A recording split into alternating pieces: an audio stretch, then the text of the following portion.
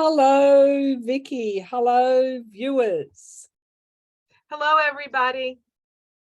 We're How together.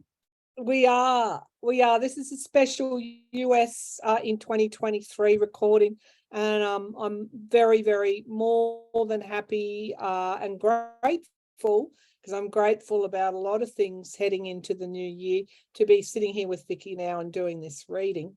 So that's what it's going to be about, the US in 2023. So we've got some questions and we've got some astrology and we've got some tarot and we've got some talking and we've got all of the things that we do. That's what we've got today for you. But just quickly, how has your Christmas? How are you, first of all? And I know my viewers don't know, but you've had a bereavement just before Christmas. So, I want to ask how you're doing. We want to ask how you're doing. Yes, thank you. Um, I'm doing pretty good considering. I mean, losing your mother is always a bittersweet, right? She was 102.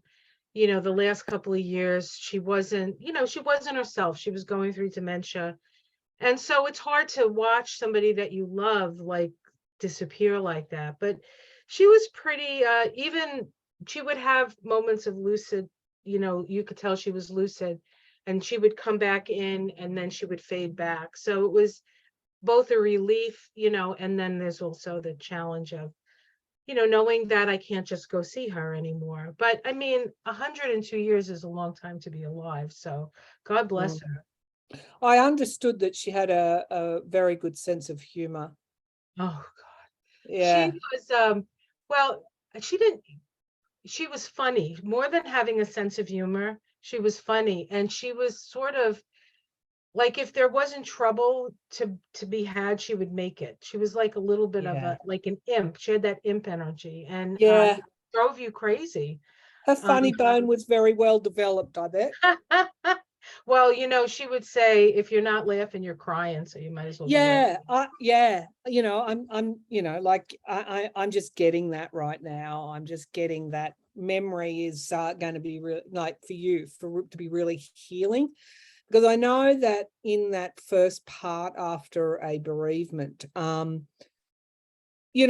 emotions are really volatile. Like there's that anger stage of the bereavement with people that we have been our best friends, like very close to, family.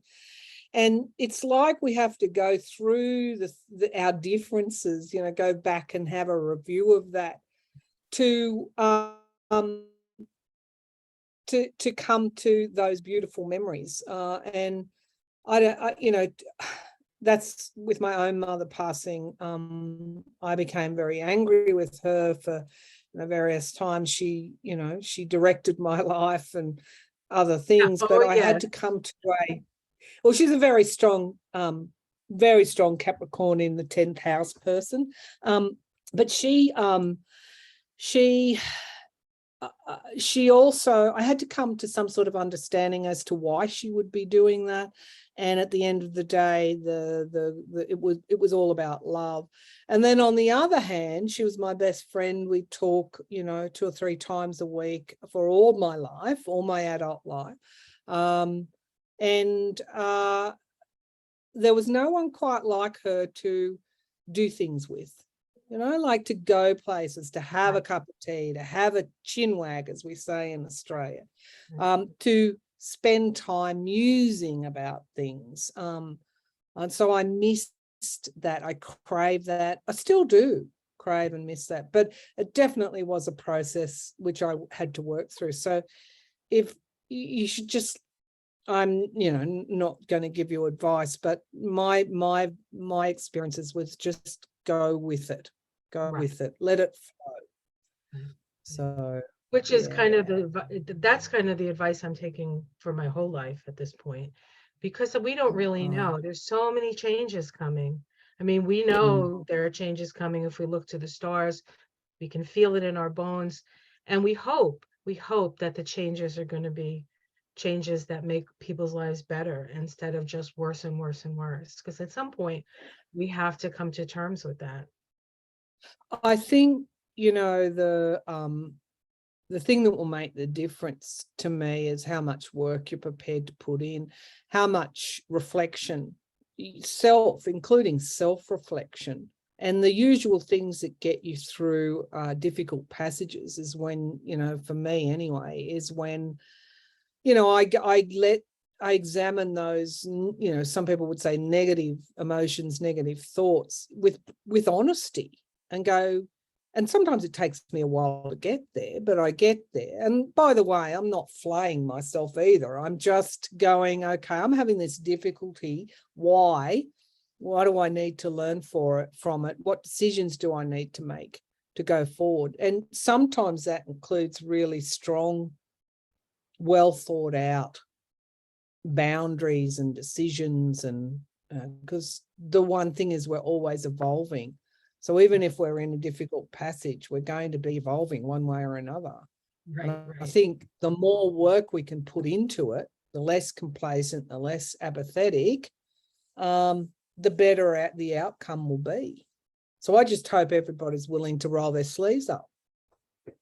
Well, yes. Yeah. And I think that we're here for this moment. And so if you don't, if you're complaining, it's because you just haven't like really realized that you chose this on some level. And it's for us to bear witness to, everybody has their own experience that they're going through with this, no matter, depending on where you live, depending on what gender you are, what country you happen to live in. There's just so many, Yeah. so when I see that and I realize that I'm a lucky one, I feel even more responsible to roll my sleeves up because I can. I'm not in a survival, running from bombs kind of mode. And so we all have to do what we can within the space that we live in. And I think boundaries are important because they give us the space to actuate ourselves and be comfortable with a certain situation. And then you can come out of that, a little bit stronger, and it's important. And we're moving into a 7 vibration in 2023, which is self-analysis. It's looking within. It's introspection. It's mystical. It's magical in a way.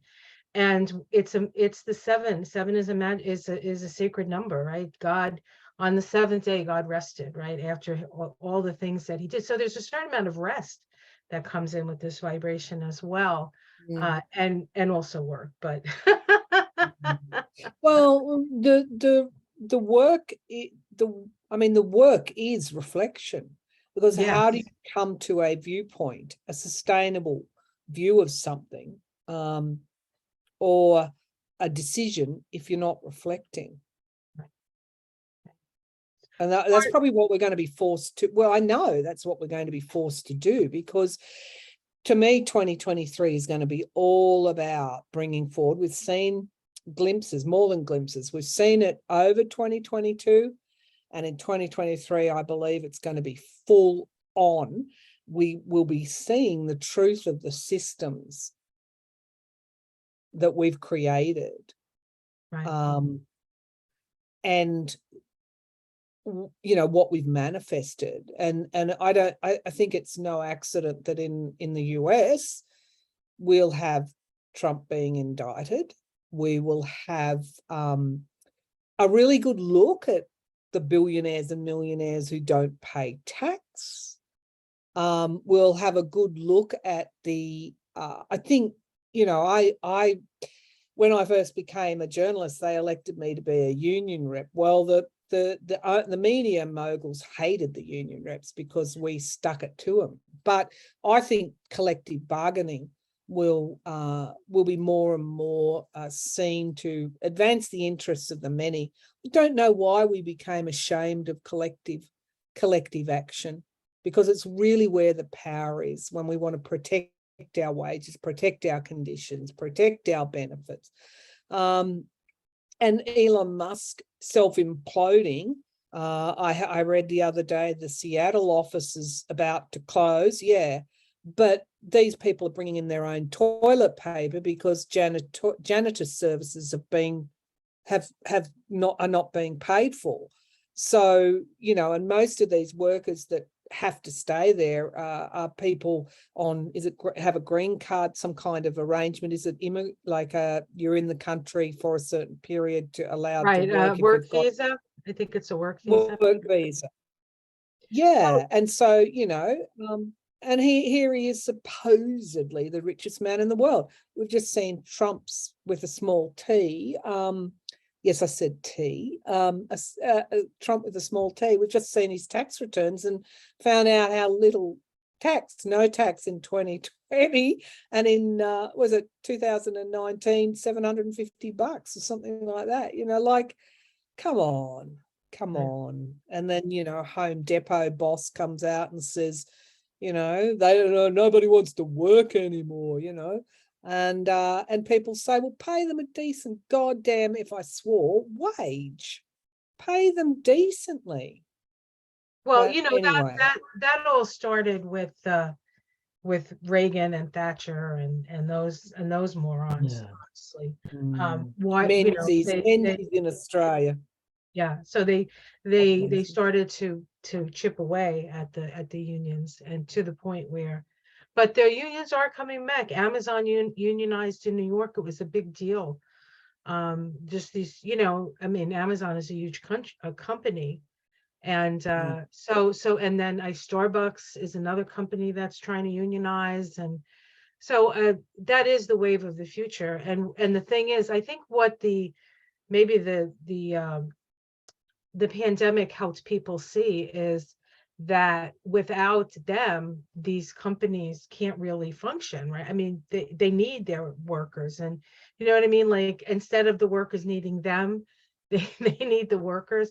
I think it was just a paradigm shift. And I think that, and of course, with Pluto going into Aquarius, like the power is in the collective. Let's talk about those transits. I know we will look at the solar return, but while we got here astrologically, yes, Pluto does move into Aquarius. We talked about this March 6th. Sorry, March 23rd, yeah, to June the 11th.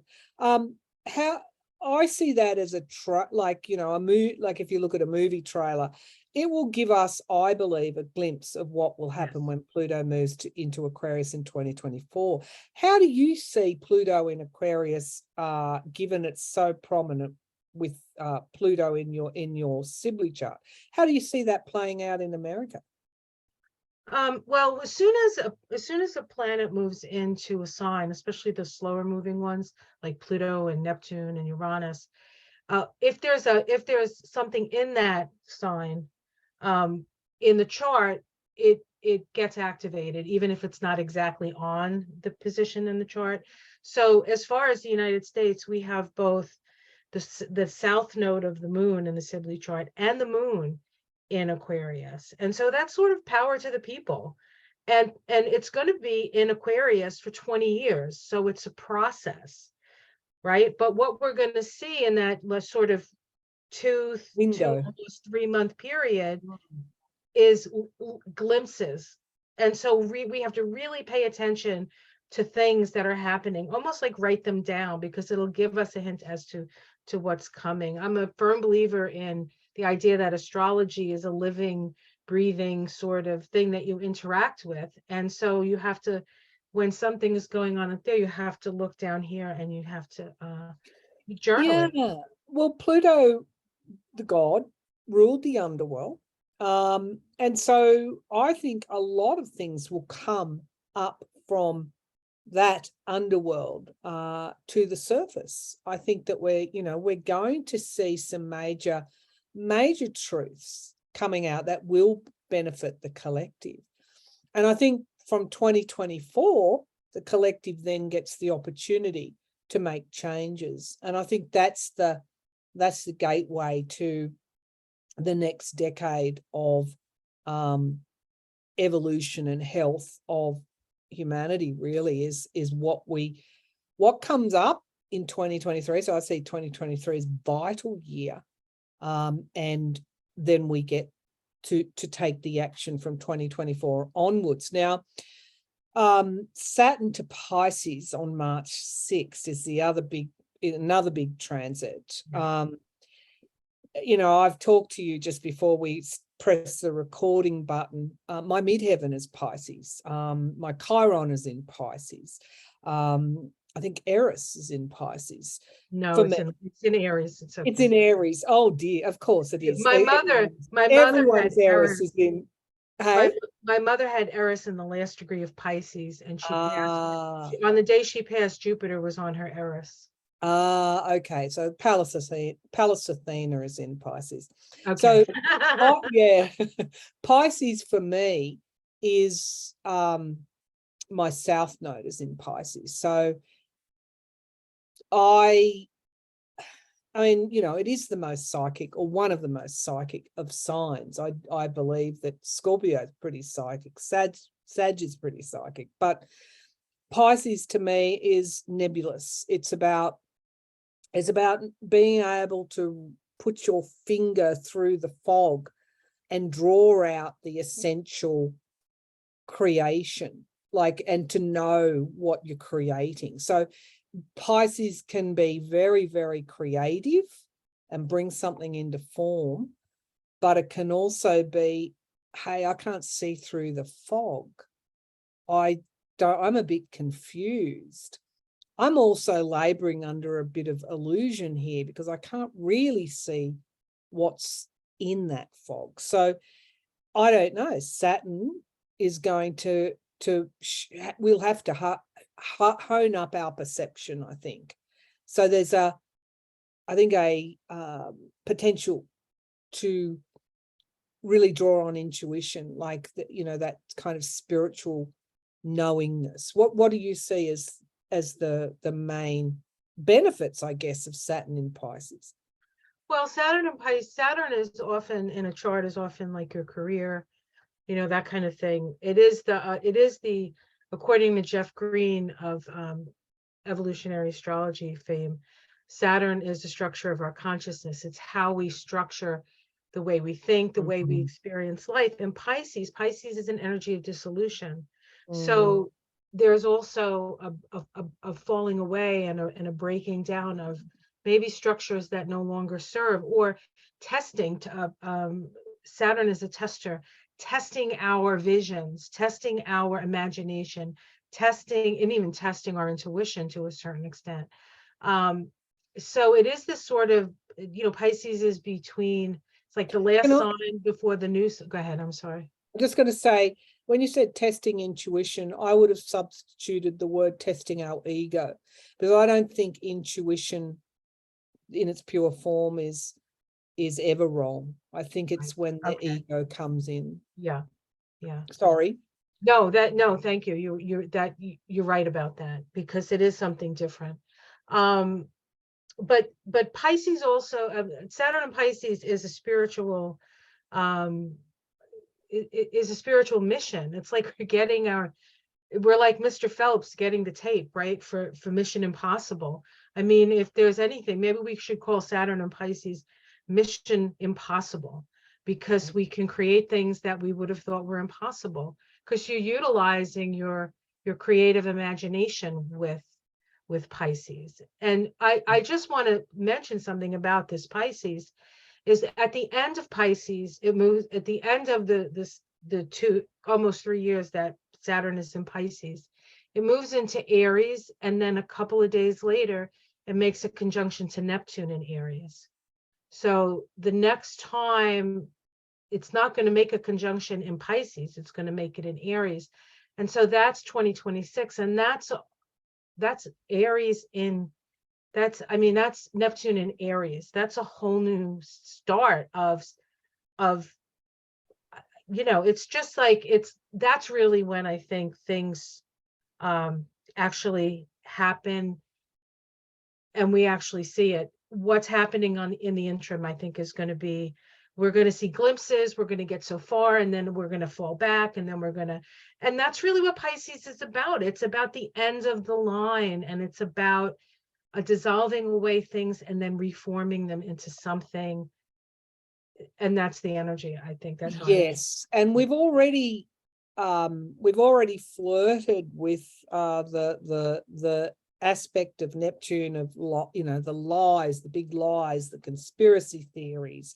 We've already, in a way, yes, there's a little bit of a way to go, but in a way, we've been there, done that, and we've seen what the results were. That's why I have hope in the future, because I know when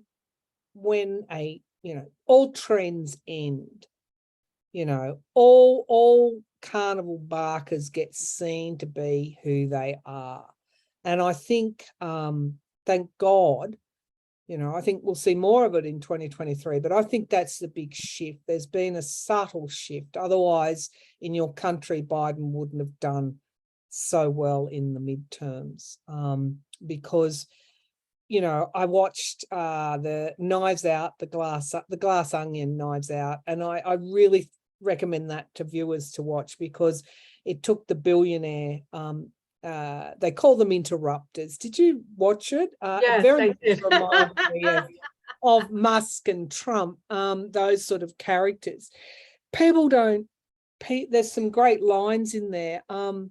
People don't want chaos at the end of the day. They want to know that they can come home, they can pay their mortgage, they can pay their bills. They don't want conspiracy theorists on their front lawn yelling at them with waving flags of the Confederate flags or God knows what. They don't want. There's going to be more of the collective is going to demand change, and I think your country is going to be where that will unfold. It's just so much has come out about the pushing. I read this morning, 1766,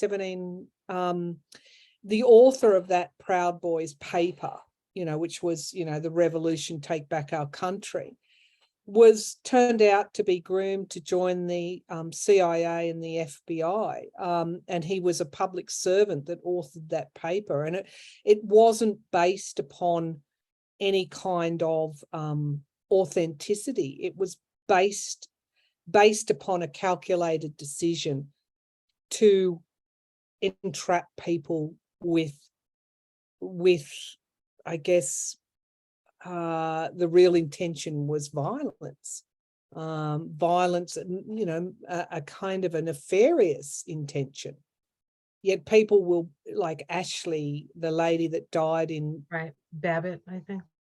Ashley Babbitt. She embraced that as the truth. She was there wholly and solely. That's something else I think we need to consider is, and this could be, I don't know if this is a Saturn and Aquarius thing or a Saturn and Pisces thing, but it could also be the voting systems with Fox News. I think that could really change the face of what they're allowed to say. I think that, along with what's happening with Meghan Markle and Prince Harry, and that whole thing about the media in England and the tabloid news, all of that is sort of coming up, and because really Trump was sort of a tabloid star, so he sort of brought all that sort of with his Pecker, his Pecker friend, Mr. Pecker. I mean, perfect. Small Pecker. I don't know about Pecker's Pecker, but ooh, I better not laugh too hard. I'll get a stitch. And then we'll have to stop early to get stretched. But yeah, so and then there was one other thing that happens we didn't mention. Oh, no, well, okay, the nodes of the moon. Nodes, right. So currently in Taurus and Scorpio, boy, that's been a ride and a half. But the nodes of the moon moving to the north node into Aries on July the 17th, the south node into Libra. Justice, Libra, 7th house, relationships, partnerships, south node. What do we know? God, Vicki, I think there's going to be some authentic stuff occur in 2023. Tell me, what's your view? What's your view of those the nodal movements? And the north node to Aries. Well, powerful. Yeah, so the north node right now being in Taurus points us in the direction of what we value, what's important to us, right? It's Venus. Venus decides what it loves, right? And then we have the South Node in Scorpio, and Scorpio is about complicated enmeshment and just mucky stuff. There's a lot of sexual stuff with inappropriate stuff that, and so all of that, and then also shadow work with Scorpio.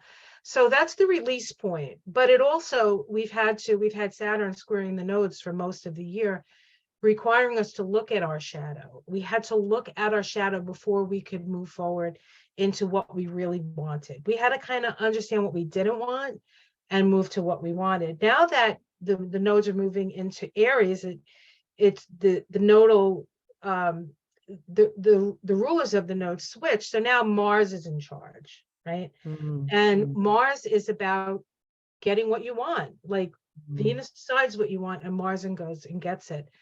Plus, the Aries is about new, initiatory, things we haven't done before. So it really does sort of propel us in a way to a future, but we're going to have to let go of codependency. We're going to have to let go of certain things in that Libra, giving our power away, staying quiet, all those sort of negative, as the same time bringing all the talents from that Libra, right? Laws, maybe making laws, enacting laws that will protect us, something like that. And Libra also is very good at conflict resolution, very good at mediation. And so any disunity that is holding the country back, and I know the Republicans have the House for the time being, and the Dems. I don't know. I always said the Democrats, and there's this little wiggling feeling in me too. That there's a little, that guy in New York who lied about it. Let's not go there, because I've got a okay, all right. about it. But like any disunity that is impeding the progress will be very clearly seen, because you can't begin anything if people aren't on side. So anyone who's being totally ridiculous, and Aries can be at times, sorry, Aries, if they're negatively positive, like Sagittarians, can be too much with the me, with the I. Look at me, and Libra comes along and says, it's about we. It's about we. If you want to get anything done, if you want to move forward, you're going to have to look at some unity here. So, interesting, really interesting. Now, I think that's the major transits, isn't it, Vic? Yes. What do you want to do now?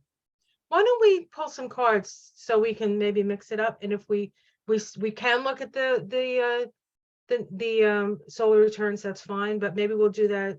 We'll see. Because I know people like the cards, so let's do some cards. All right, we'll mix it up. Okay. So how do you want to start this? Do you want to ask me? Do I want to ask you? What do you want to do? You ready to pull?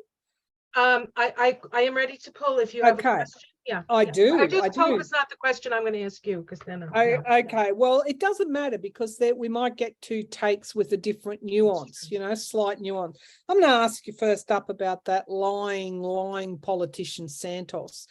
Do you think that he will be ejected out of Congress for whatever reason, whether it's a criminal investigation, an indictment, Russian money, whatever? Is he going to be able to stay in Congress? That lying Santos. All right, I'm using the Crow Tarot. That was a good one for liars. Yes. Okay, we start with the Two of Wands. So I feel like they're weighing. They're looking at two sides of things here. Challenged by the Four of Pentacles. So there's money behind this, obviously. There's some sort of dark money, I think, associated with this guy. They just said, hey, we'll just say that you can just say this stuff. I'm not even sure he came up with it. Maybe somebody came up with it for themselves. Underneath it all is the Empress. So it is New York after all, and the Russians are very powerful in New York. Okay. Um, the mob. Okay. In the past, we have the, oh God, what is that? Oh, it's upside down. It's anyway, it's the 9. This guy, I think owed something to somebody, maybe there was some sort of quid, what is that called? Quid pro quo, right? Yes. So Yes. they said, you got to do this for us, that kind of thing. Yep. Yep. In the sky, we have the 2 of cups. Still not a decision.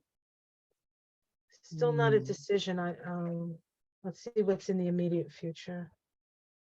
The 6 of cups. So that's Past. going back to the past. Well, they're definitely gonna examine. I don't think they're gonna let this go, even if they let him through. I don't think they're gonna let this go. And I think that Letitia, our girl Letitia in New York, is looking to see if he can be taken down because of whatever. There's a number of legal things that how it's seen from the outside, sorrow, loss, yeah. Domestic situation, the hermit, I don't know, I don't know if he can go to jail, or he may want to hide out or something. Not good cards. Not good cards. Hopes and fears. Hopes, the 10 of cups, of course, he hopes that. And we have the 6 of pentacles. There's also loans and debts. Yes, yeah. Okay, Isn't let's it? see. Maybe we can get the Major. star. I don't know. I don't. What's underneath? Oh, thank you. That's right. Underneath. Oh, okay. We have the 8 of Pentacles, the Hierophant, and the King of Pentacles. I think they're going to use him to get to the money, or figure out where the money comes from. And so maybe he'll get in, and then when they find out where the money comes from, then they might be able to. But it's very difficult once somebody's voted in to unvote them. I mean, but if he, what I saw, I agree with you. I think that the money is going to be what undoes him. If that money has come from foreign sources, from Russia, and there's loans and debts and things. I mean, how much shame if he's fully exposed and he's charged with something, and he gets convicted of something and goes to prison. How the hell can he stay in Congress? There'd have to be. right. Do you think the Republicans are going to have somebody in prison, or going through this court, this indictment over foreign money? They're going to think that they're going to keep him there, that they'll cut him loose. They'll accept the loss of the seat, and they'll cut him loose, because I know that those voters who voted the shamster, the shyster in, they're not going to vote for another Republican. That was a Democratic district, and he used all the stereotypes to get elected. Right. He pulled all the those Cancerian feeling. Right. People call us snowflake things. He used all those stereotypes to get elected. They're not going to trust another Republican in that if there's a re-election. Right. But right. Well, if there's a re-election, I definitely think he's done. But I'm not sure they're going to stop him from going in. No. Then what happens after that? I think there's a lot of this, uncharted territory stuff going on. Well, the other thing is that the local paper, God bless its cotton socks, it ran with all this. Now, why didn't, I'm objective, why didn't the Democrats pick this up and run with it before the election? What on earth were they thinking? You know, like it didn't take much. The New York Times. Where was the New York Times? Was it not reading his local paper? Like, was it not reading this breaking story on the front page of his local paper? Which I'm which not, said I'm it not all sure out. that, yeah, I'm not sure the New York Times wants to And find here things we have and it. make it, it comes to what they want you to know, as And opposed to what here you, we have it. Here we have it. Did they look away in order to break a big story and then to milk it as it played out? Did they hold off on it until after the election? yeah, You know, good because question. everyone's outraged and everyone's buying their paper. Like, if people don't think that those things go on, then you're very naive, because they do in the media. And that's what's wrong with the media at this time. It's very, very corrupt in many ways. Yes. There's some brilliant reporters, but those brilliant reporters have to answer to the media owner, who is more concerned with the advertising dollars and the click rates than they are with the truth. So we'll just hang on to this for a month or so, and then we'll publish it. Our own story. We'll publish our own story. Terrible he even got through the door, or will get through the door. Right. Right. Terrible. Sorry. Okay, that's my rant. Okay, I have a question for you. Okay. Will there be more positive, how do I want to put this? I don't want to call it gun control, because that's like, but the issues of guns in America, it's I just, is that going to get better? Is that going to get better in the year 2023? As far as making changes that'll make us safer, improve, that's what I mean. But you can just, whatever you want to say about that. All right. Well, I've read on this in the past, and people have been disappointed, because I don't really think gun reform is going to happen in the short term. So, you know, my initial answer would be no, not in 2023, because you don't have the House, you don't. Right. However, and the Republicans won't give up their gun lobby, or their base, like that. However, never say never, and always have hope. Biden has demonstrated his talent from being in the Congress for so long, all those decades of working really effectively across the aisle. And, you know, like, it's so underrated, so underestimated. So let's just go for a good look. Will there be, of course, he has always executive action, but okay, will there be any gun reform? I'm not going to say significant, just any gun reform. Will there be any gun reform in 2023? Somebody's bringing two plates, and they're going like this, offering this or offering this. So there could well be some kind of action. Maybe I need to be a bit more hopeful. Okay, so will there be any significant? I think it's already in. He's already got something planned, but hang on. Will there be any significant any gun reform? Will there be any gun reform in 2020? There's a gift. I saw a gift with a bow on it. Like, there's something there that his administration has already been working on. Maybe the cards will tell us. So there's a 9 of cups is wish fulfillment. There's an intention there that might come to fruition. I'll just do a small one. There's so much worry that I think that the Democrats know that if they don't do something, that they will be seen as lax, that they will be seen as weak in some way at not doing something before 2024. So it's possible. There's so much anxiety about it. And honestly, I don't know how you do it.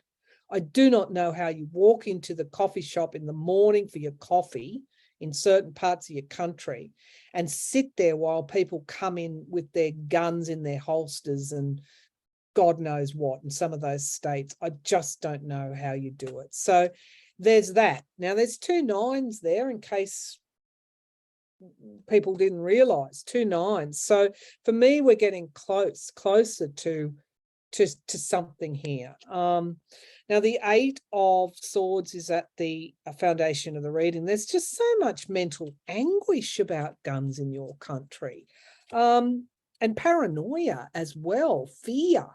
In the past, we've got something coming to fruition in time. Well, it's damn well been a long time coming, hasn't it? That's in the past.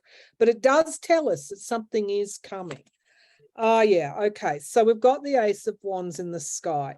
I think there's something that master stroke, and yes, he does have a stutter and he is aging, but there's something that he's got. It's a master stroke that he's got planned, and they've been working on it, or they will work on it, perhaps in the Senate to begin with.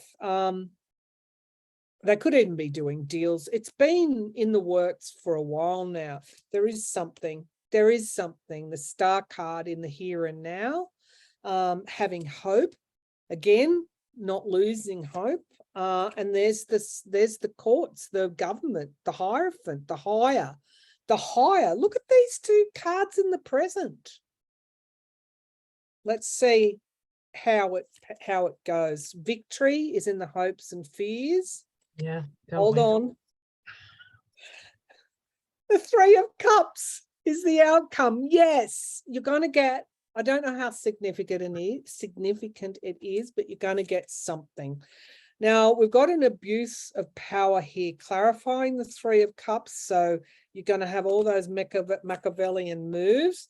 But we've got the 10 of Swords here. Let's see if we can't get the Moon card. Yeah, it's not going to be an easy passage. But look at all these energies. These really, that's my card for people passing over, as is the 10 of Swords. It's like to get to that celebration that you've got, and the Ace of Wands, you've got to see what has occurred in the past. If there's a win for Biden, albeit I don't know how he gets it through, Page of Pentacles, yeah, there is some kind of movement forward, but it's enmeshed in really horrible energy, as you would expect. I think he has a win. The High Priestess is something we can't see coming, and then we've got the Queen of Pentacles, stability.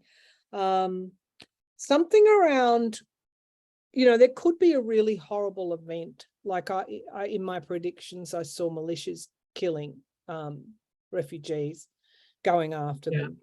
Yeah. And you could see him doing something. There's going to be something in 2023 in relation to gun control, but it's enmeshed in really horrible stuff.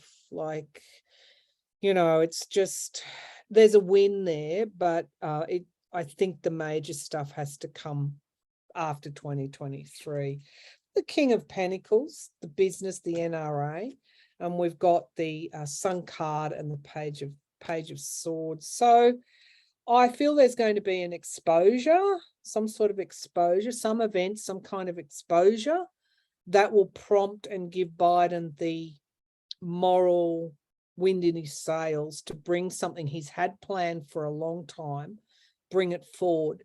And whether that justifies an executive action or what, there is going to be something done in 2023.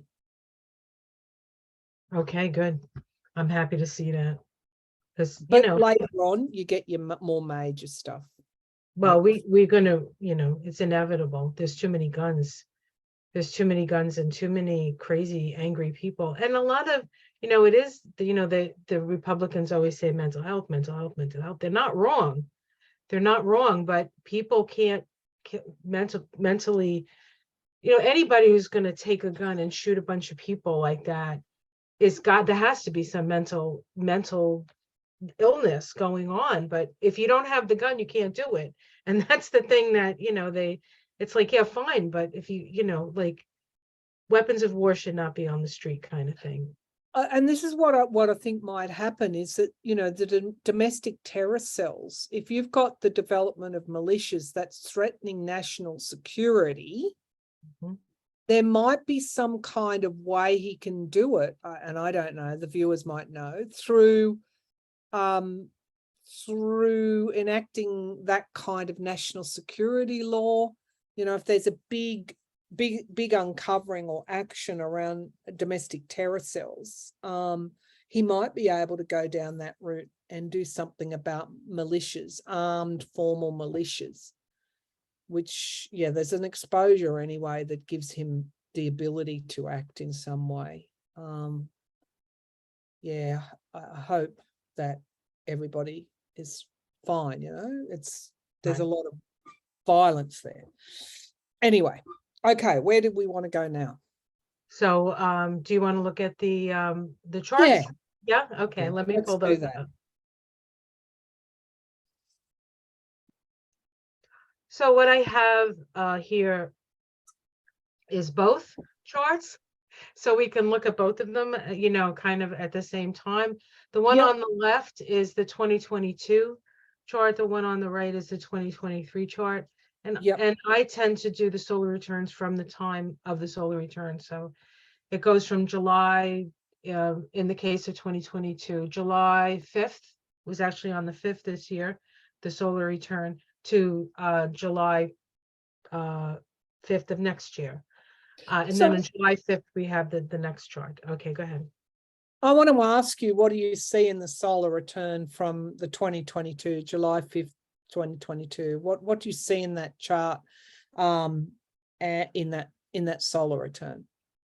Well, first of all, when you're looking at a solar return, the most important planet will be the sun, right? Because it's this return of the sun. And we have it in Cancer in the first house. We do have a Gemini ascendant. Incidentally, that ascendant is conjunct Trump's sun. So he's on our lips, unfortunately. It'll be such a nice thing where we don't even have to ever say that word again, but we still have to learn the lesson from that. So we're still going to hear his voice and his word. I think, like, figuring out who are we? What do we stand for? Who are we really? First house stuff, right? We have Jupiter up there in the 10th house. We've had a lot of things go through with the Biden administration, a lot of, like, the infrastructure and the other programs that are there to sort of initiate and start up community stuff, and there's a lot of things to support the direction, right, of the people, for the people. We do have Pluto in the 8th house, so money, debt, lots of debt, and we've gone into a lot of debt between what we need and what we've done for the Ukraine and other, with all the military spending that we do. So there's an indication of 2022 created a lot of debt. There is a little bit, it looks like there's a little bit of almost a Star of David here. So that's a little magical, right? But let me just see what else here. Gemini is in Cancer. So I guess 2022 is about who are we and what do we feel? How do we feel about ourselves? That's what that looks like to me. So what will you see in that, or in the 2023? Do you see anything? Yeah, I guess the shift, what I'm looking for is the shift. So the sun is in that first house in 2022, then it's in the 11th in 2023. So first house being that new beginning, that new cycle. And then by the time we get to 2023, that solar return then for the 2023 to 2024 is all about the collective. Right. And then you've got Mercury there sitting, and then they are conjunct. So it's that communicate. I see that potentially to start reforming some of the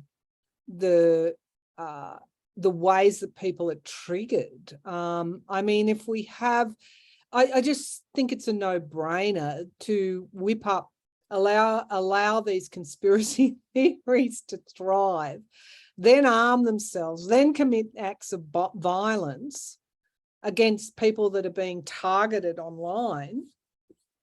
You know, like, when's the tipping point? When do you start to look at, now I know how people feel about Lindsey Graham. I'm not here to defend Lindsey Graham, but Lindsey Graham and Elizabeth Warren, who is a, you know, law professor, very gifted legal mind, are working together to look at whether or not social media needs to be licensed.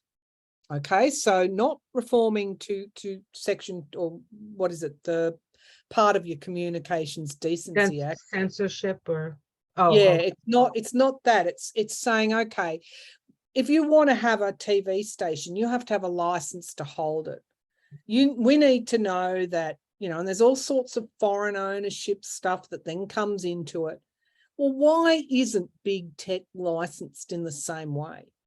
How do you keep out foreign ownership of your major social media platforms? Because we import it. So whatever you allow in your country, the Twitters and the Facebooks, it comes into our country. Into Europe, it has stronger legislation and puts up walls against this kind of free reign. But it seems to me, with Mercury and Cancer there, I just think there could be some kind of licensing maybe, or moves toward looking at ways that, you know, social media can be licensed. And you know, I think Elon Musk and the Saudis owning Twitter, along with Qatar and China, and God knows who else is hidden there. You've got this major foreign influence that they've already acted against the current administration. They're already in your politics. So there may well be something that that they look at. And of course we have that triangle there. Is it Grand Cross there? Is it of course, with the south and north nodes obviously going to be opposite one another. But look at Pluto. Pluto's squaring. Pluto in Capricorn squaring the south node in 2023. Sorry, I'm looking at 2023. Yes, yeah, well, that's the thing. That's the other. Saturn just got off squaring the nodes. Now Pluto is squaring the nodes, and it's going to be there through the whole period of time that Pluto is in Aquarius. And look at that in the fifth house. Yes. Expression.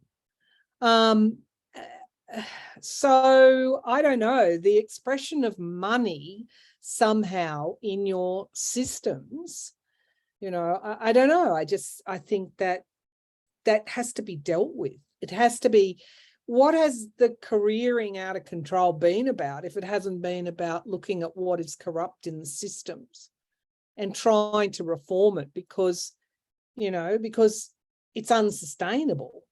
And Pluto in Capricorn there, I haven't got my glasses on, not in Aquarius yet, though the moon is in Aquarius in the sixth house of public service and health and ill health. What is below the surface, that is literally a cancer in your society, is being, and in mine too, is going to come to the surface with that Pluto in Capricorn, the last gasps of it. So whether it's billionaires not paying tax, I'm looking at 2023, billionaires not paying tax, whether it's your out of control social media, that isn't licensed, so foreign owners can come in and buy it up. Whether it's, the incendiary domestic terror cells thriving on your social media and then going out and killing, unfortunately, killing gay people and people, black people, whether it's all of that, there has to be a reckoning. And I think you're getting to a reckoning in 2023. When Pluto moves into Aquarius there in that 6th house, you might see some pretty good action. You might next year in 2023, despite you're not having the house, although we don't know about that yet. Don't know. Don't know. I still see the potential there for action. And Saturn in Pisces, meaning you have to, in the 7th house, you have to deal with those partnerships that are creating mayhem. And Neptune there in Pisces, the big lies, they have to be dealt with. So because you're not going to progress, and we know that you're not going to progress, Chiron in Aries, until you deal with that. And so, interestingly, the North and South nodes are still in Scorpio and Taurus, stability and bringing something to a close in order to get that stability. Jupiter into Taurus, wow, an expansion of stability. So solar return, that'd be lovely. 23, but in the 8th house, 9th house, law. Okay, in the 9th house, law, Jupiter in Taurus, the laws that make us more stable. Uranus in Taurus again, some kind of action that we see that is going to make a huge difference. From 2023 to 2024, I see as a period of progress, even though everything tells me, but it'll be progress on the back of what is hurt, what is wounded, what is destroyed, what has had to be brought to a close. What do you see? Well, one of the things that I find interesting in this, the 9th house of the 2022 chart, I believe we might have to look at the chart, the 2021 chart. When was Roe overturned? It was 2022. Right, but was it before July? I think it was after. That's what I'm thinking. Well, it was right around that time. We can call it that. You see Saturn in Aquarius in the 9th house. Saturn is tradition, it's patriarchy, it's all of that stuff, right? And then this time we have Uranus there with Jupiter. So there can be an upset in the court, maybe the Supreme Court, maybe something with Clarence Thomas, or Alito he's a shady guy. Yeah. Alito was a shady guy. And so and then of course there's all this dark money in the courts that Sheldon Whitehouse is bringing up. So I think we might get some shocks around that. We also might get another woman in there with a Jupiter squaring the moon, Aquarius, Saturn. That's a possibility as well. So I think there's going to be or maybe there's more of these crazy decisions that the court is making that creates, more upsetment and people not trusting the court. I mean, it's pretty obvious that the court is not non-biased.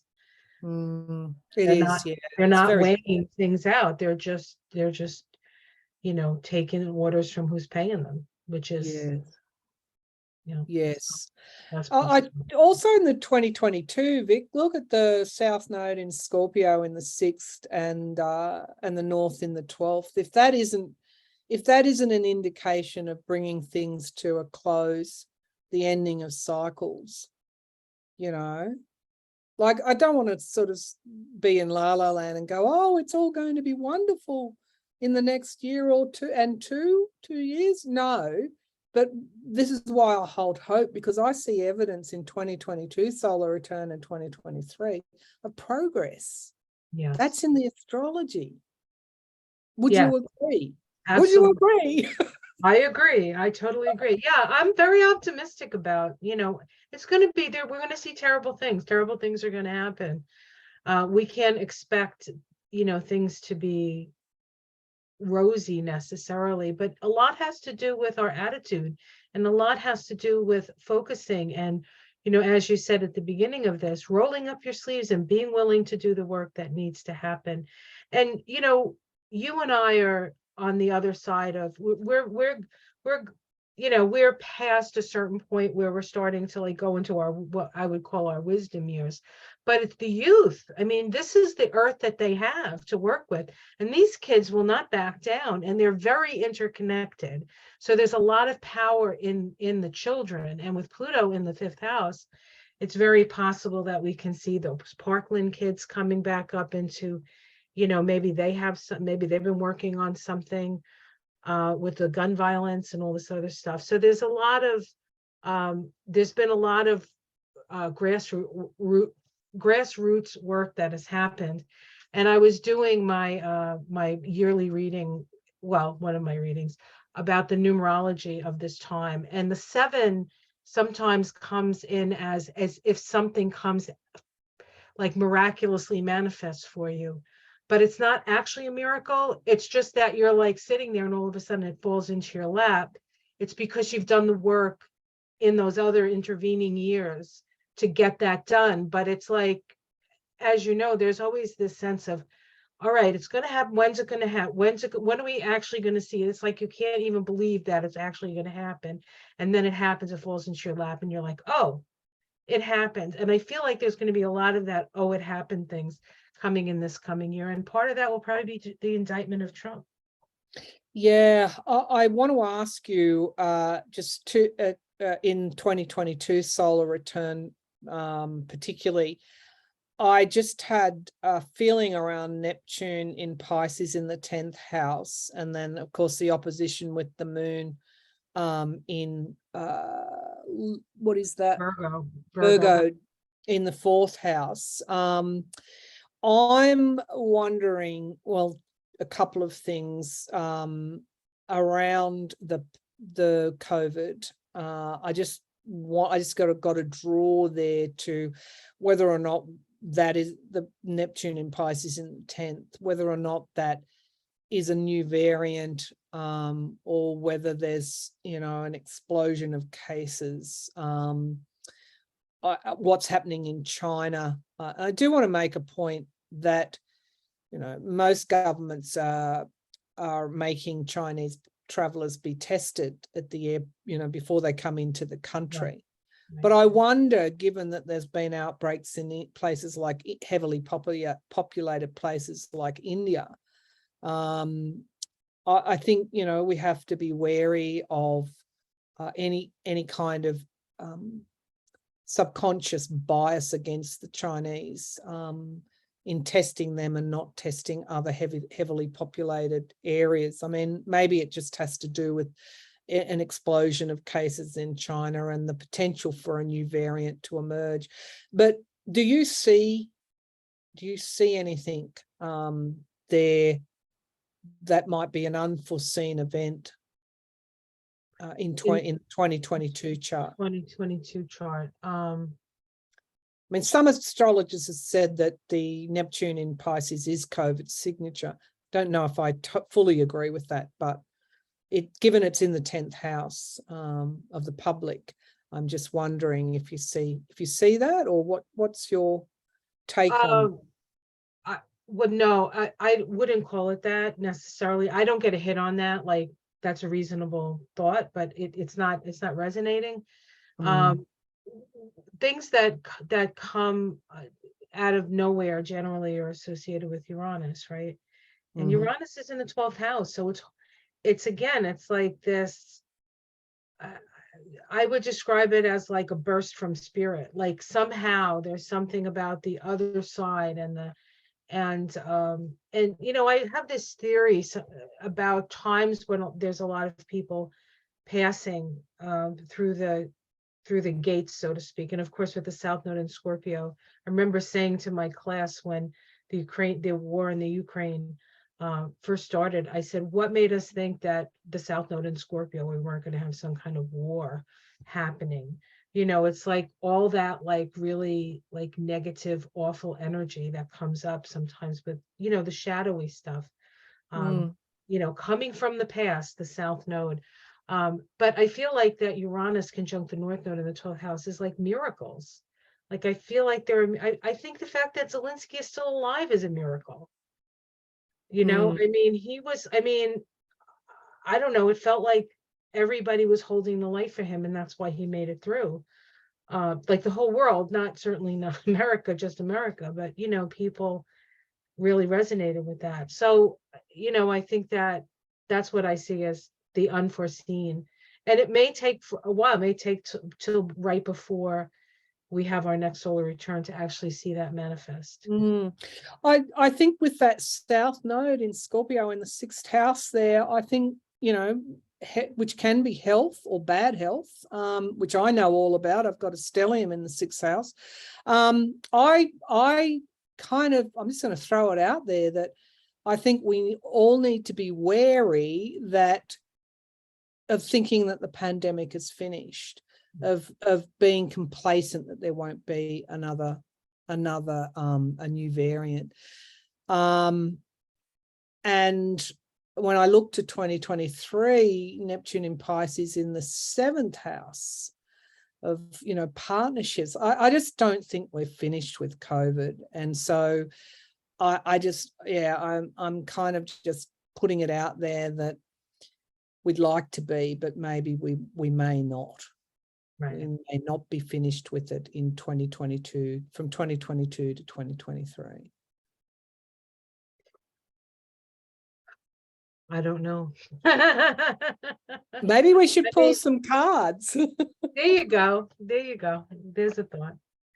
So I think it's time for me, right, to pull cards, or did Oh, you? well, yeah, Oh, I okay. don't care. It's up to you.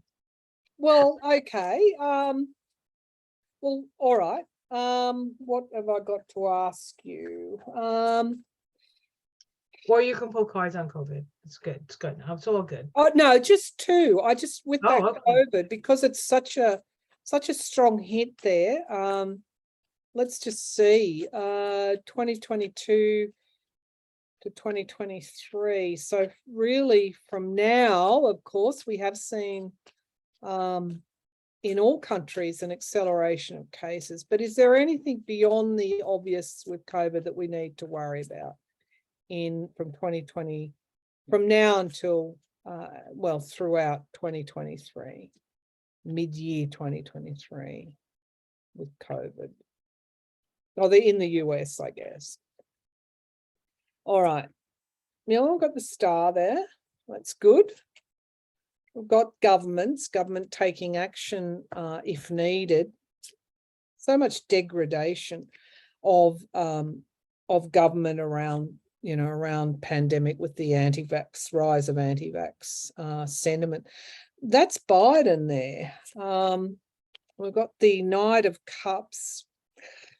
Could be, that's something coming in quickly. All right, travel. Okay, he's taken action to maybe to make people be tested. Families, homecomings, the moon, and that moon was in Aquarius, wasn't it, in 2023? Yes. Solar return, something coming from the surface, and that's the 5 of Cups. In the here and now. So that's sort of like COVID's signature there, in the here and now. Yeah, the hope and the fear that cases will rise and get out of control. And then we have the past, going back to the past as the outcome, and loss, walking away. I'm going to say the Queen of Cups, looking after yourself, something being let out of a cup. She's the only one with a lid there, and she's going to, there could be some containment measures needed in the first half of 2023, supporting 3 and 4 of Cups and the Devil toxicity. Yeah, I'm just going to say that some conditions of the past, not fully, but some conditions of the past around COVID may need to be enacted. I don't know that we can do compulsory anything I don't know what governments have left to control a pandemic anymore. So people just won't be controlled. So it'll all have to be voluntarily. But you get to the if there's a new variant and the stress on the hospitals and those Well, same. that's the real problem. It's not, it's the fact that most of the healthcare systems, including the one in England, is under a tremendous strain.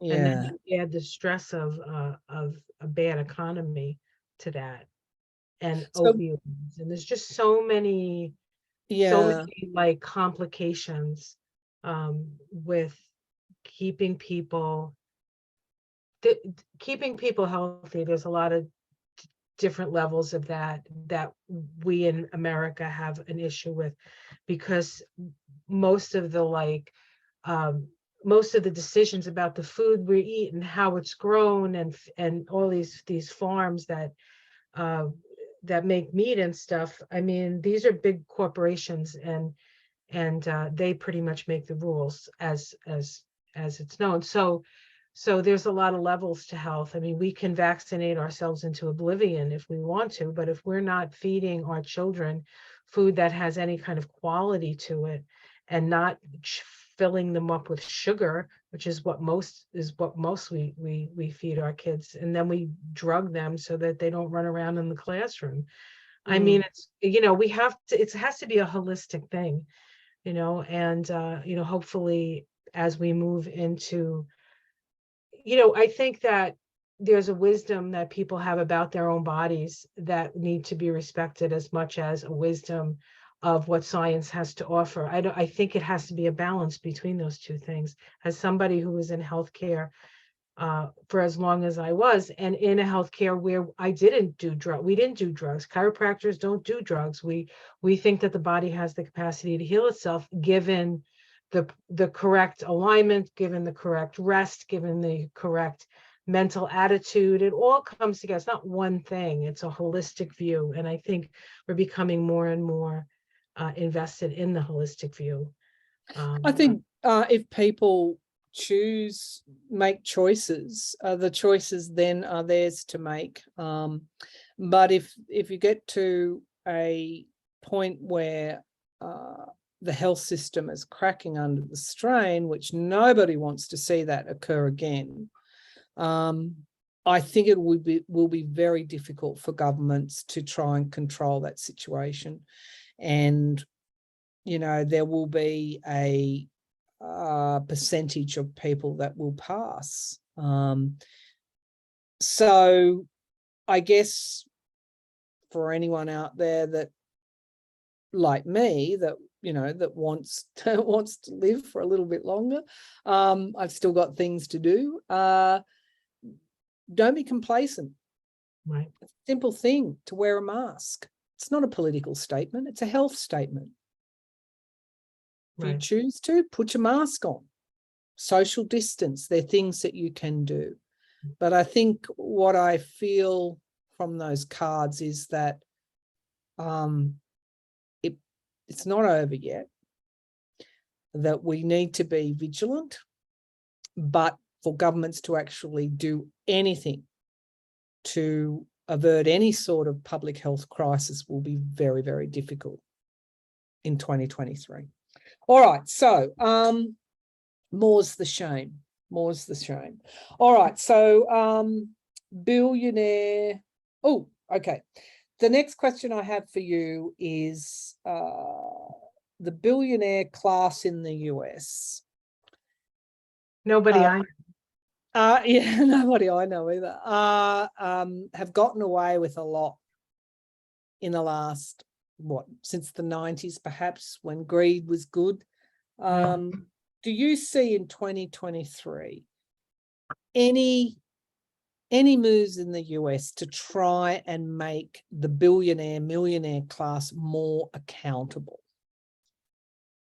Whether that through the tax system or conditions for workers. I mean, will there be any move whatsoever to make them pay their way fairly pay their way and look after their workers in a far better way than what they're doing now. So any accountability for the millionaire class in the US in 2023? I'm using the top deck, pull out the big guns. The Tower. Yes, this feels like a revolution to me. It's not going to go over well. I'll tell you that. The Queen of Swords. So that says to me laws, maybe a change. They're going to maybe do something with the laws. Maybe it has to do with foreign investment and stuff like that. I don't know how that works. I guess that would work. See, it's hard to know because of the House, right? The House is in Republican, as what we think, maybe. I think it's good. I think a lot's going to get done anyway. And I have the Princess of Wands. I always see this card as AOC. She always strikes me as the Princess of Wands, kind of like a making trouble, progressive, sort of democratic principles. So people are going to, there's going to be, I think, a constant push for that. I don't think it's something that's going to not be seen. Like whether it happens or not is another story. Interference. So they're going to try their best to avoid any kind of real change. And then we have the Hierophant. This could be governmental change. I would say yes. And it's going to be, now I'm not sure how much, you know what I'm saying? But it's going to be something that's a little bit shocking with that. There's a shock value to that. And I don't know if it's trying to do something and creates the shock, or the shock creates the need to hold these people accountable. I don't know, because a lot of these billionaires are so involved in the government. You know what I mean? We have the Ace of Wands. So it feels like the fire is starting to burn for that. You know what I mean? I don't know if it's actually going to happen. Then the 10 of Cups, which is, wish fulfillment to a certain extent.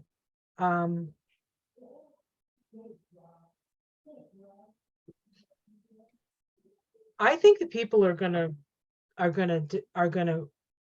feel like it's the people that come up and say, "Look, you guys gotta start paying us."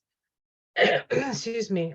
So I would say yes. I think that they're gonna start in one way or the other, whether it's better things for their workers, or that's more likely.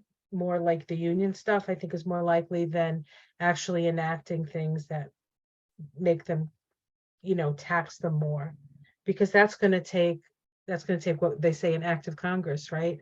And if Congress is too busy looking at Hunter Biden's nude pictures on this stupid laptop, whatever, I don't know how much is going to get done, although I think that's going to backfire for them too. So yeah, well, maybe let's do a cut down Celtic cross in relation to the House, your House, in how's that going to go for the Republicans. So I'll ask you that first, and then I'll have a go with a slightly same theme but slightly different question. How rocky is it going to get with the Republicans controlling the House? I mean, some are saying they're going to blow up the supply of whatever it is, the debt seal. They're going to, put the debt ceiling, hold the debt ceiling down. Like, how rocky is it going to get with them? Okay. In the House, given that they can even elect a speaker. Yeah. I guess what I would maybe ask is, what is Republican-led House going to look like? Maybe that's the question I want to know. I like that. Okay, let's see. We have the Prince of Cups. This is the King of Cups. So this is Biden. right? So in this deck, this is the king. So focus on that. The Three of Pentacles. This is actually getting work done. On what? Let's see. The Moon, insanity. So I think that they're gonna do this Hunter Biden thing. They're gonna go, as we say in New Jersey, balls to the wall on that one. Just like, now how well that's gonna vibe with people, I don't think people care.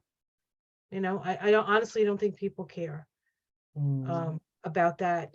They would rather make sure that their children are safe in school and that they have food and that there's housing for them and they can afford to live. I don't think anybody cares about whether there's nepotism for the vice president's son. Of course there is. Of course there is. That's the way it works. It's the old boys club. Everybody knows it. Is he worse than anybody else? He's an injured soul. I mean, he's, and it's out there. So it's not like he's, that like we don't know that he was a crackhead. You know what I'm saying? So it looks like they're just going to be nuts like they usually are. Defeat. They're not going to win. No. The Emperor. They're not going to win. So, to their own peril. That's what it looks like to me. Now, I don't know if that was the question you asked me, but that's the answer. No, that's okay. Now, the question that I would do on the house is one that's been bugging me since I read a year or more ago on the house, that I initially felt that they would lose by a small amount. Then Roe occurred, was overturned, and then I said, well, they probably are going to keep it, but not by much. So it was hard to get a good read on it, because basically it was so close. Now, if Santos has to stand down and a Democrat is re-elected, 7 of Cups, interesting. And this is the Fountain Tarot, by the way. And then you get more moderate Republicans not wanting to see the QAnon circus in the House. And, huge things that happen with Trump and the other scandals, wanting to break away to the MAGA party, like anything, a speaker not being elected, like anything could happen. So I guess my question is, will Republicans actually, whether they do in practicality or whether they don't, given, there's some indictments coming down, will Republicans actually hold the House in 2023? However that might work. Let's see if we can pierce the confusion. Will Republicans actually control the House in 2023? Will Republicans control the House in 2023? It's rocky, all right. The Lovers, okay, relationships with others, and the Moon, rocky Crazy. Relationships, emotions, turbulent emotions, things being revealed. It's I think it's like you're reading. It's they created the mayhem, now they've got to live with it. The Two of Cups, contracts and relationships are really highlighted with each other, unity and disunity, all of those themes. The Eight of Coins in the past, but that's in the past. The skill to actually work together is in the past. Well, they did pass a lot of stuff with Pelosi and Schumer. Yeah. It's oppression. 10 of Wands in the sky, like the ending of something, and it's oppressing those members who want to see things done as well. They're like prisoners of their own party. The Devil, toxicity, toxic elements, like in the near future. the devil energy, being chained to something. I reckon half those members don't even want to be in their own party. Like, that's what it looks like. The Queen of Wands in the here and now, that's women. Perhaps there could be a woman, that's Sagittarian, Aries, Leo energy, a woman that might become prominent or maybe coming to the, coming forward. The Four of Coins, that's like insecurity. It's like if they don't give women a go in their own house, they're going to pay for that as well. Like, this is a really divided camp. Hopes and fears is Biden. At the end of the day, the Democratic president's going to have to manage this whole stuff, even though it's not his party. Like, some of those Republicans in the House are actually looking to Biden for a sense of hope. Yeah. Like, I don't think we understand how the non-MAGA Republicans, like, where they're at, where their headspace is at. Disappointment, cynicism, Four of Cups. 3 cups have been lost, but 1 cup remains for them. Will the Republicans hold the House again by that one? It's like I keep getting 1 vote, one. Like, it's so razor thin, but that's also not a strong yes card. The King of Swords clarifies the Four of Cups. Strategy and planning can be also the prosecutor as well. And the Star card. I'm going to say anything could happen in 2023 with that house. It's nothing is certain at all. Page of Wands again, the only very small gains that maybe they'll move forward, but pages, Page of Cups, something, the lie, you can pretty much count, and the abuse of power. 10 of Coins. I think Santos is going to go. I'm pretty sure Santos will have to go. Their razor thin majority gets even slimmer. Somebody's the Congress people who have lied about the January 6th coup, they have to be dealt with. That's right. Anything can and will happen. And maybe that's why the hope Biden is in the hope position, because it's going to be such a schmozzle. Like, hang on to your hat, because it's going to be a rocky ride, is what I see. I think one of the reasons we can't really see it, and that it sort of shifts and changes is because we're co-creative with it. And so we always have to like take into consideration that we have a say in this, that we energetically and, working, we have to just continue to apply ourselves to those things that we value, right? The North Node in Taurus, it's going to be there until July. So we have plenty of time with that, right? Yeah. And then I feel like maybe this whole like Jim Jordan group of people who are going to go after this and after that and after this, there's going to be a point where people are like, we need you to attend to our problems, not a made up problem that you've been talking about for the last like 10, 15 years, right? However long they've made up these problems. And because there's going to be a need, and the people, the Republicans want to seem like they're doing something for the people, they're probably going to be more bipartisan with, so all they need is a couple of Republicans to go along with the Democrats for a lot of this stuff. So it's possible that a lot more is going to actually get done for the benefit of the people, despite the fact that you have these maniacs who all they care about is Hunter Biden's laptop. You know what I think? You know what it just came to me as you were saying that moderate Republicans, or middle of the road Republicans, responsible Republicans, may join with the Democrats to vote things in, which is why we keep seeing Democrats still having a good influence in the House, right? Because it's unworkable otherwise. The Marjorie Taylors and the Jims and the Kevin McCarthy, like he said, he wants to impeach Biden off for crying out loud. Impeach him for what? Like, it's ridiculous. It is.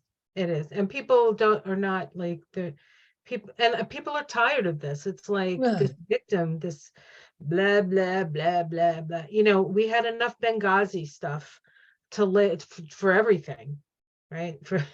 So I think people are certainly, of course I am, because I'm a Democrat, but still it just doesn't, we have so many problems and so many issues that if we just applied ourselves to, we would fix.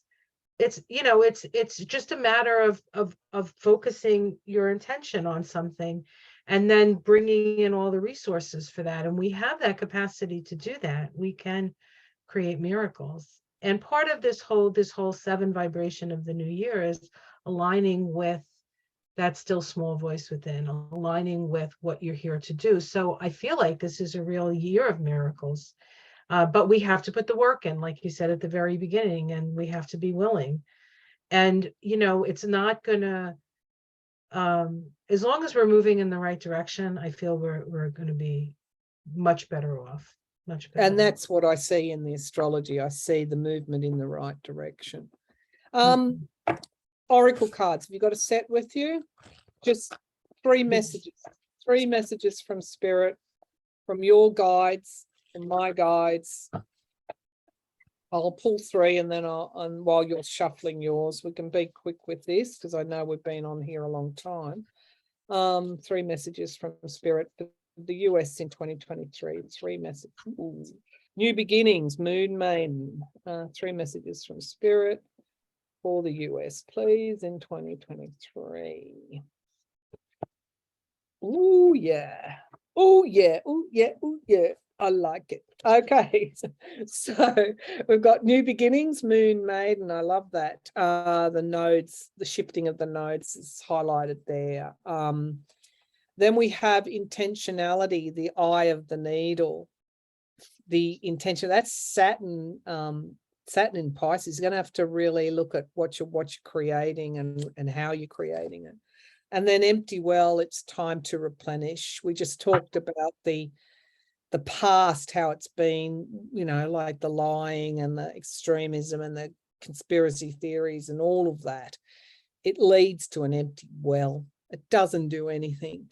And so Aquarius being the water bearer, when Pluto moving into Aquarius, I think we're going to get a replenishment in some way, which will be a little window into what occurs once Pluto moves into Aquarius in 2024. What did you get? I got electricity. Interestingly enough, electricity is ruled by Uranus. Uranus is the ruler of Aquarius, right? So I feel like this Pluto moving into Aquarius may be just a jolt. When we saw the Tower card, that first card that came in when we were asking about whether the rich are going to pay their fair share, it's this awakening. This is an awakening energy. So we have an awakening here. And then we have voice, finding your voice. Yeah. Speaking your truth. The path on the tree of life, which is the path of the chariot, the 7 vibration, right? Connects the third eye to the throat. And it's in the pillar of the future. So it's about creating the future through your intuition and your ability to express yourself. And then we have wind, which is change. And so there's something coming down the pike for us, and it may not be, another war in some other far country, but it could be a spiritual awakening that has us find our voice and create the change that we need to see. So again, there's this miraculous energy from these cards, as I would read it, where we have an opportunity to really, really make a difference. What's underneath, Vicki? What's underneath at the base? Just one. Speed. It's gonna happen fast. Okay, and right use of power. There you go. Well, that's it. I mean, oh gosh, well, we summed it up, didn't we? We certainly did. We didn't need to do the reading or the astrology or the questions or anything. We just cut to the chase to the oracle cards. Skip to the end. Skip to the end. If you want to know the real answer, skip to the end. Anyway, this was this was such a pleasure, Maryann. Thank you so much. That's I okay. can't think of a better way to spend like the last few days of this highly stressful and transformational year. And I know, and I speak to of many people, thank you for the work that you do. I know what it costs you on a certain level. Oh, thank you. It costs all of us, but because we know that this is what we're here to do, we do it with love.